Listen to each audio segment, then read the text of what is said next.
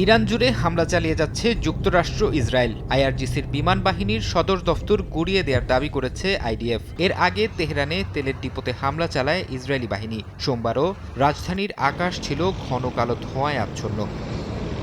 লেবাননের বৈরুত ও মারজায়ুনেও ব্যাপক বিমান হামলা চালিয়েছে ইসরায়েল, তবে জবাব দিচ্ছে হিজবুল্লাহ। বিভিন্ন স্থানে নেতানিয়াহুর সেনাদের ওপর হামলা চালানোর দাবি করেছে গোষ্ঠীটি।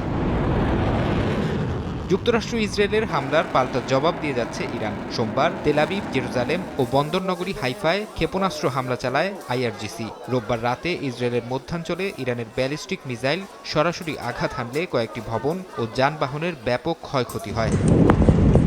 মধ্যপ্রাচ্যের মার্কিন ঘাঁটি লক্ষ্য করেও আঘাত হানছে ইরানের ক্ষেপণাস্ত্র ও ড্রোন। বাহরাইনেও ইরানি ড্রোনের আঘাতে বেশ কয়েকজন আহত হয়েছেন। সৌদি আরবের সাইবাহ তেল ক্ষেত্র লক্ষ্য করেও ড্রোন হামলা চালানোর খবর পাওয়া গেছে।